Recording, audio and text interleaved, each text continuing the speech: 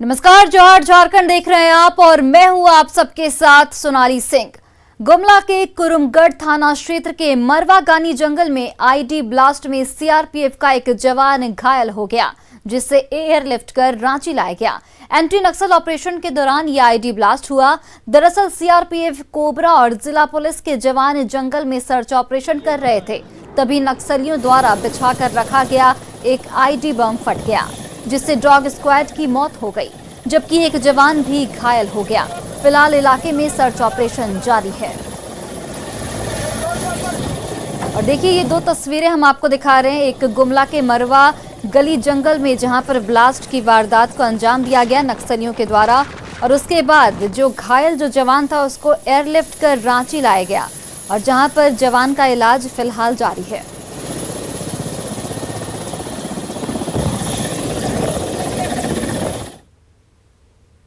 CRPF, cobra battalion और जिला police बल के द्वारा सर्च ऑपरेशन किया जा रहा था। उसी समय में पूर्व से प्लांटेड आईडी ब्लास्ट में केरागानी पहाड़ी पर कोबरा बटालियन का एक जवान जख्मी हो गया। और अब बात चोरों के आतंक की। हम झारखंड के चोरों की दो तस्वीर आपको दिखा रहे हैं। पहली तस्वीर रांची के जगन्नाथपुर थाना क्षेत्र की है, जहां पुलिस ने गुललिया कैंप पर छापेमारी की है, जबकि दूसरी तस्वीर सिमडेगा की है, जहां चोरों ने 8 लाख के केबल की चोरी की घटना को अंजाम दिया है। रांची में गुलगुलिया गैंग ने हाल के दिनों में चोरी की कई घटनाओं को अंजाम दिया। एक बार जगन्नाथपुर थाना क्षेत्र में इस गैंग ने चोरी की वारदात को अंजाम दिया। 3 दिन पहले ही सिंह मोड़ के पास एक दफ्तर से इस गैंग ने 2 मोबाइल और एक लैपटॉप की चोरी कर ली। सीसीटीवी फुटेज के आधार पर चोरों की पहचान हुई, जिसके बाद पुलिस ने विधानसभा के समीप गुलगुलिया कैंप पहुंची और कई घंटों तक छापेमारी की। मौके से पुलिस ने मोबाइल और लैपटॉप को बरामद किया है। वहीं सिमडेगा की तस्वीर देखिए, यहाँ चोरों ने एक निजी टेलीफोन टावर के ऑफिस से 8 लाख रुपए की केबल की चोरी की है। चोरों की करतूत सीसीटीवी कैमरे में कैद हो गई है, जिसके आधार पर पुलिस अब इनकी तलाश कर रही है।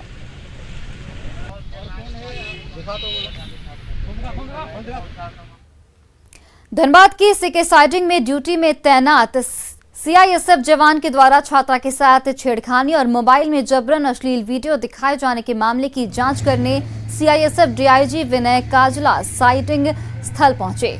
साइडिंग पहुंच डीआईजी मौके पर काम कर रहे कई कर्मियों और ड्यूटी में तैनात सीआईएसएफ जवानों से पूछताछ की। कोचिंग से आ रही छात्रा ने जवान पर आरोप लगाया था, जिसके बाद परिजनों ने थाने पर हंगामा किया था। पब्लिक एरिया है ये, तो इसमें तो ऐसा लग नहीं रहा है कि कोई किसी को बिठा के कुछ वीडियो दिखाए या इस तरह का कोई इंसिडेंट हो पाए। फिर भी थोड़ी और अभी जांच करनी बाकी है, उसके बाद फिर पूरे तथ्य निकलेंगे। तहकीकात से जो इनिशियली लग रहा है वो तो नहीं लगता है कि ऐसा कोई वारदात हुई है। ये तो एक किस्म से सीआईएसएफ के प्रति कुछ दिखाने के लिए कहा गया है।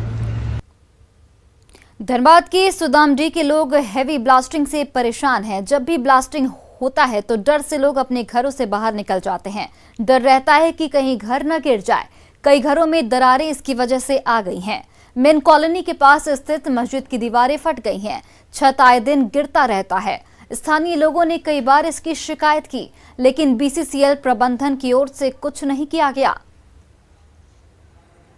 ब्लास्टिंग होता है, हम लोग का घर द्वार हिल जाता है और हम लोग को डर होता है कि कहीं गिर जाए तो कहीं हम लोग मर ना जाए। और हम लोग बोलने गए कि ब्लास्टिंग मत रोकिए, तो मगर उन लोग करिए रहा है, कुछ सुनता ही नहीं है, कुछ सुनता नहीं है। दीवार पूरा फट गया है। हम लोग कहीं अच्छा जगह दे दे, सुरक्षित जगह में, ताकि हम लोग अच्छा से रहे, कमाई खाएं, अपना जो करना है वैसे चल करते रहे। बेलगड़िया में दे दीजिएगा, बेलगड़िया में जाकर भूख मरेंगे, वहाँ कौन चीज करेंगे बेलगड़िया में जाकर के? आप लोग को यही जगह चाहिए अगर अच्छा जगह में दीजिए, हम लोग अपना सुरक्षित से रहे, कमाई खाएं। जब ब्लास्टिंग होती है तो उस वक्त पूरी मस्जिद हिल जाती है और धर धर धर धर करती है। हम लोग भी घबराहट में आ जाते हैं। रामगढ़ में लोग जान जोखिम में डालकर भैरवी नदी पार करने को मजबूर हैं। जलस्तर बढ़ने की वजह से बांस के बने नाव के जरिए नदी पार करते हैं।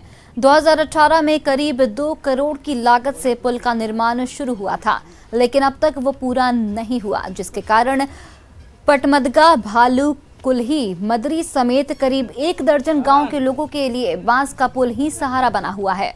बांस नाव के जरिए नदी पार कराने के लिए 4 लोगों की टीम बनी है, जो नदी पार कराने के लिए एक लोग से 5 साइकिल के साथ 10 रुपए और बाइक के साथ 30 रुपए लेती है। जायजा लिया संवाददाता अविनाश कुमार ने। ये तस्वीर न तो बिहार की है और ना ही पश्चिम बंगाल की, ये तस्वीर है झारखंड की। जी हाँ, वही झारखंड जो जंगल और पहाड़ के लिए जाना जाता है, लेकिन इस मानसून के महीने में क्या तस्वीर है आप समझ सकते हैं। इस वक्त हम एक ऐसे नाव पर सवार हैं जिसके नीचे ट्यूब लगे हुए हैं, ऊपर बांस की बातियां लगाई गई हैं और इतने लोग इस पर सवार हैं। ये भैरवी नदी है और भैरवी नदी में जल स्तर बढ़ने के बाद की ये तस्वीर है। आप समझ सकते हैं कि झारखंड कितना विकास किया कि ये तस्वीर हम आप तक पहुंचा रहे हैं। ये बताइए भैया, आप लोग को डर नहीं लगता? हमको तो बहुत डर लग रहा है। डर तो नहीं लग रहा है, ये मजबूरी है आना जाना। अगर किसी तरह से कुछ हो जाए तो समझेंगे किस्मत है। ये हो जाए मतलब हमको जो पता है कि कुछ लोग इसमें डूबकर पिछले साल भी डेथ किए थे। जी हाँ, ऐसा तो हुआ है। ऐसा ये चलन जो चल रहा है, इससे भी दुर्घटना का संकेत है ये, कि दुर्घटना भी हो सकता है हमें कभी भी किसी वक्त। तो ये बाइक पर आप बाइक को भी इस पर सवार कर लिए हैं? बाइक जरूरी थी इस पर लगाना? जी हाँ, तो मजबूरी के कारण से क्या है कि जो हम रास्ता सार था, पुल टूटा हुआ मिला और इसमें बना भी नहीं है, बरसों से लटका हुआ है ये। और अगर मान ले कहीं घूम के भी जाते हैं तो हमारा 10 किलोमीटर जाना होगा पीछे, तब जाकर अपना जगह पर पहुँच पाएंगे। बाबा, आप कहाँ जा रहे हैं? कौन से गांव से हैं? हम बयांग से।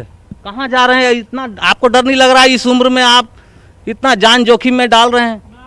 नहीं सर, क्या डर लगेगा? क्यों?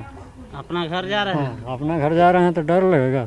नहीं, पानी से ये डर नहीं लग रहा है? यहाँ तो डुबाव है। अगर डर नहीं लग रहा है। सुखू जी, ये कैसे आप लोग शुरू करते हैं? कितने महीने तक चलता है? कैसे चलता है? ये रस्सी के सहारे चलाते हैं। अच्छा। उसके बाद यहाँ ट्यूब बांध के रस्सी लगाते हैं और टान उन के पार करते हैं लोग को। इसी में 200-400 रुपया हो जाता है। कितना कैसे लेते हैं? जैसे एक कोई हम अगर सवार है, मेरा कितना पैसा लगेगा? आपका पैसा लगेगा 10 रुपया। और इस बाइक का? बाइक का 30 रुपया लगेगा। और ये मेरी बकरी का? बकरी का फ्री पार करते हैं, बकरी के चराने के लिए। मेरे साथ अगर ये बकरी है तो हमको 5 रुपया देना है बकरी पार? हाँ, ऐसा ही करते हैं। दिन भर में कितना पैसा आ जाता है? वही आ जाता है 1000-1200 हो जाता है हम लोग को। कितने लोग लगे हुए हैं? लगभग 4-5 आदमी लगे हैं। मैंने 5 आदमी लगे हैं, 300-400 रुपया आप दिन भर में कमा पाते हैं सब लोग मिला के? हाँ। ये जो पुल आप देख रहे हैं मेरे ठीक ऊपर, ये पुल 2018 जो की जानकारी मिली है कि 18 से बननी शुरू हो गई थी। और अगर हम उसके पहले की बात करें, अगर न्यू के काम की बात करें, खुदाई की बात करें, तो 17 से ये कार्य शुरू हो गया था। 2 करोड़ रुपए इसकी राशि रखी गई थी, आवंटित राशि इस पुल निर्माण की, लेकिन आज तक ये पुल का निर्माण कार्य पूरा नहीं हो सका। जब भी भैरवी नदी में जल स्तर बढ़ता है, जब भी भैरवी नदी नाराज हो जाती है, तब ऐसे तमाम ग्रामीणों को, लगभग 1 दर्जन ऐसे गांव उस पार हैं, वैसे तमाम लोगों को इस पार आने के लिए इसी तरह जान जोखिम में डालकर इस भैरवी नदी को पार करना पड़ता है। यह है झारखंड का विकास, जहां 4 से 5 साल में एक पुल का निर्माण नहीं हो पाता है। कैमरा पर्सन संजीव के साथ अविनाश कुमार, न्यूज़ 18, रामगढ़। टीजीटी अभ्यर्थियों ने रांची में मंत्री मिथिलेश ठाकुर के आवास का घेराव किया और नियुक्ति पत्र की मांग को लेकर जोरदार हंगामा किया। सुप्रीम कोर्ट से 11 गैर अनुसूचित जिलों में शिक्षक नियुक्ति का रास्ता साफ होने के बाद ये लोग नियुक्ति की मांग कर रहे हैं। इतिहास नागरिक के अनुशंसित छात्र हैं, जिनकी नियुक्ति में सरकार के द्वारा कोई भी कार्य बाकी नहीं है नियुक्ति पत्र देने के अलावा। अंतिम समय में हमारी नियुक्ति रोक दी जाती है, यह कह करके कि आप लोगों का मामला सर्वोच्च न्यायालय में लंबित है। जबकि सर्वोच्च न्यायालय में 13 जिला का जो नियोजन नीति का मामला है वह लंबित था, लेकिन उसके बावजूद हम लोगों को उसमें दुष्प्रेरित होकर के हम लोगों को घसीटने का काम किया गया। 11 गैर अनुसूचित जिला में कोई वैधानिक अड़चन नहीं है। जो विज्ञापन संख्या 21/2016 है उनकी नियुक्ति कराई जाए, ये स्पष्ट हमें आदेश सुप्रीम कोर्ट से। और देखिए, झारखंड की तीरंदाज दीपिका कुमारी और दूसरे खिलाड़ियों और उनके पेरेंट्स से आज पीएम मोदी बात करेंगे। रांची के प्रोजेक्ट भवन के भारतीय सूचना केंद्र NIC में दीपिका के माता पिता को घर से लाया गया है। यहीं 5 बजे वीडियो कॉन्फ्रेंसिंग के जरिए खिलाड़ियों के साथ साथ उनके पेरेंट्स से भी पीएम नरेंद्र मोदी बात करेंगे।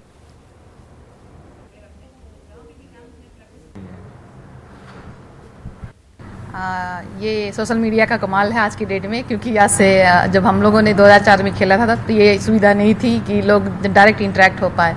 तो ये बहुत ही बड़ा बात है मेरे ख्याल से, क्योंकि जब कोई आपके पीठ पे हाथ थपथपाता है तो अपने आप में एक अलग सा ऊर्जावान हो जाता है कोई भी प्लेयर कि हाँ ठीक है, मुझे शाबाशी मिल रहा है और मुझे और बेहतर करना है जहाँ पे वो है। तो मुझे लगता है इस चीज़ का असर सारे प्लेयर्स पे जो भी ओलंपिक जा रहे हैं उनके ऊपर एक बड़ा प्रभाव पड़ेगा और काफ़ी जोश में भी रहेंगे और प्लस उनको ये एहसास होगा कि हाँ मुझे देश के लिए मेडल जीत करके लाना है। बहुत अच्छा लग रहा है, बहुत खुश हैं कि पहली बार उनसे बातचीत होगा। क्या आपने सोचा है कि उनसे क्या बात करेंगे, कितने बजे बात होगी? जो भी प्रश्न करेंगे उनका जवाब देंगे। कितने बजे प्रधानमंत्री जी के साथ आप लोग का? 5 बजे 5 बजे उनसे बात होगी। जी जी 5 बजे सूचना मिला कि 5 बजे बात करेंगे और हम लोग बहुत खुश हैं कि प्रधानमंत्री बात करेंगे और बिटिया को भी आशीर्वाद देंगे और क्या बोलते हैं उसको तो हमको पता नहीं। ऐसा पहली बार हो रहा है कि खिलाड़ी के साथ साथ खिलाड़ियों के पेरेंट्स के साथ प्रधानमंत्री सीधे बातचीत करेंगे। बहुत खुशी की बात है, बहुत खुशी की बात है। और जो खिलाड़ी लोग को जो प्रोत्साहित देने वाले हैं वो आशीर्वाद देंगे और हम लोग भी आशीर्वाद देंगे कि गोल्ड मेडल लाए। वहीं राज्य के बीजेपी सांसद संजय सेठ ने यूपी की तर्ज पर झारखंड में जनसंख्या नियंत्रण कानून बनाने की मांग की है। उन्होंने कहा है कि दो से ज्यादा बच्चे होने पर टैक्स लगाने पर विचार किया जाना चाहिए। संजय सेठ ने यह भी कहा कि 2 से ज्यादा बच्चे होने पर वोटिंग का अधिकार खत्म होना चाहिए, साथ ही चुनाव लड़ने पर रोक लगाई जाएगी। सब चाह रहे हैं कि जितनी जल्दी से जल्दी ये कानून बने कि 2 बच्चे से ज्यादा होगा तो आपके ऊपर टैक्स लगेगा। तीसरा बच्चा क्यों, आप टैक्स दो। तीसरा बच्चा होगा तो वोट मेरा ये प्रस्ताव था, वोट देना भी अधिकार छीन लो, अन्यथा आपको चुनाव नहीं लड़ने देंगे, किसी प्रकार की सुविधा नहीं देंगे, सरकारी सुविधा देखो करना होगा। और अब आपको मिलवाते हैं झारखंड की एक ऐसी बेटी से जो साउथ इंडियन फिल्मों में धूम मचा रही है। जी हां, हम बात कर रहे हैं प्रज्ञा नयन की। प्रज्ञा नयन ने गिरिडीह के BNS स्कूल से मैट्रिक और इंटर की है। बिट्स पिलानी से मास्टर डिग्री लेने के बाद प्रज्ञा ने विप्रो कंपनी में भी जॉब किया। जॉब के दौरान इस समय निकालकर वो मॉडलिंग, डांसिंग, एड और शो में काम किया करती थी। 2017 में हुए एक ऑडिशन में प्रज्ञा नयन का चयन हुआ। प्रज्ञा नयन को कन्नड़ मूवी स्केप में साल 2017 में पहला ब्रेक मिला। प्रज्ञा ने दूसरी मूवी समरम में काम किया। अब प्रज्ञा 2 मूवी सुरापारम और चक्रव्यूह कर रही हैं। ये दोनों मूवी भी जल्द ही रिलीज हो जाएगी। प्रज्ञा नयन ने बॉलीवुड की मूवी में भी साइन किया है, जो अगले वर्ष आने की बात कही जा रही है। बिकॉज ये मेरा पैशन था, तो मैं पैशन के लिए एड्स किया, मैंने ऐसे शोज किया, तो उसके through I got a contact and then I went for audition दिया मैंने और हो गया। तो या आई गॉट अ ब्रेक इन 2017 में मुझे ब्रेक मिला कन्नड़ा मूवी में, उसका नाम स्केप था, फर्स्ट मूवी। उसके बाद फिर मुझे तेलुगु मूवी मिला जिसका नाम समरम था। तो ये दोनों मूवी मेरी रिलीज हो गई है अभी, और राइट नाउ अभी मैं 2 और मूवी कर रही हूँ, तेलुगु मूवी कर रही हूँ और हिंदी में भी मुझे ऑफर्स आ रहे हैं एंड होपफुली आप लोग मुझे हिंदी में भी देखोगे नेक्स्ट ईयर।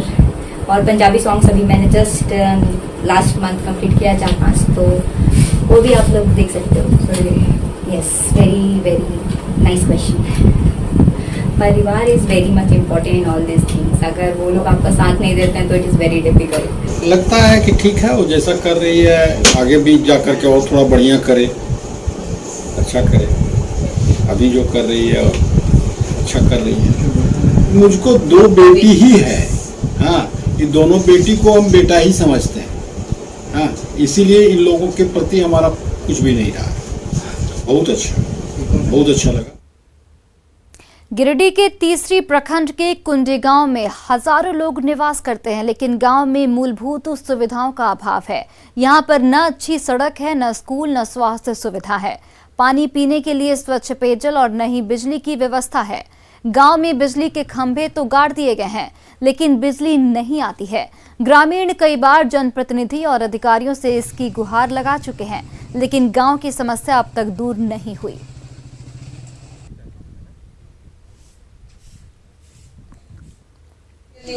बड़ी समस्या है जो यहाँ मतलब कि जागरूकता नहीं है. स्कूल भवन के बारे में मतलब स्कूल बना है, टूटा फूटा स्कूल है, बहुत जर्जर स्कूल है. यहाँ कोई शिक्षक नहीं आते है पढ़ाने के लिए, और यहाँ 8 क्लास तक स्कूल है और इस स्कूल में एक ही शिक्षक है और 8 क्लास तक. अच्छी बात यह है कि कोरोना के खात्मे के लिए वैक्सीन बन चुकी है और टीकाकरण को गति देने के लिए उसकी सप्लाई भी राज्यों की ओर से तेजी से की जा रही है. लेकिन दूसरी तरफ चिंता इस बात को लेकर कि अब भी लोगों को ये समझाना पड़ रहा है कि टीका ही कोरोना से बचाव का इकलौता सबसे प्रभावी तरीका है, जबकि सच यही है.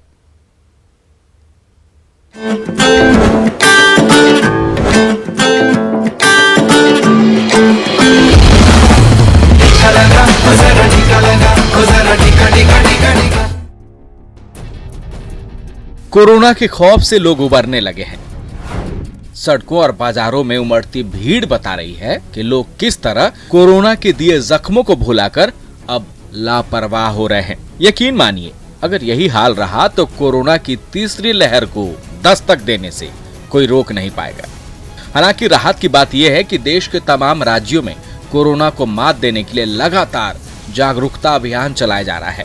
लेकिन अब भी कई ऐसे राज्य हैं जहां लोगों को अभी भी ये समझने की जरूरत है कि कोरोना का खतरा टला नहीं है और इससे बचाव का बस वैक्सीनेशन ही तरीका है.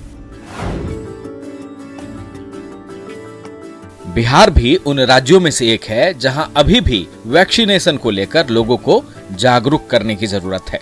इसी के तहत इन दिनों नवादा में लोगों को जागरूक करने के लिए जिला प्रशासन की तरफ से कई तरह के कार्यक्रम आयोजित किए जा रहे हैं. बीते रोज इसी कड़ी में शिक्षा विभाग से जुड़े कर्मियों ने शहर में जागरूकता रैली का आयोजन किया. कई दिनों तक चलाए गए इस अभियान में शिक्षा विभाग के कर्मियों ने शहर के लोगों को कोरोना से बचाव के तरीके बताए और लोगों से जल्द टीका लेने की अपील की. कोरोना थर्ड वेव की आशंका जताई जा रही है और कोरोना से सुरक्षित रहने का एकमात्र उपाय है वैक्सीनेशन. और इसलिए लोगों से मेरा यानी ये है अपील है, अनुरोध है कि सच से अपने परिवार में, अपने समाज में सभी लोगों को जो है वैक्सीनेशन अनिवार्य रूप से जलाना सुनिश्चित करें. कोरोना की तीसरी लहर को रोकने के सिर्फ एक ही हथियार है और वो है वैक्सीन. उम्मीद है बिहार के लोग इस सच को जल्द से जल्द समझेंगे और कोरोना के खिलाफ जंग में अपनी भागीदारी सुनिश्चित करेंगे. नवादा से ब्यूरो रिपोर्ट, न्यूज़ 18 नेटवर्क.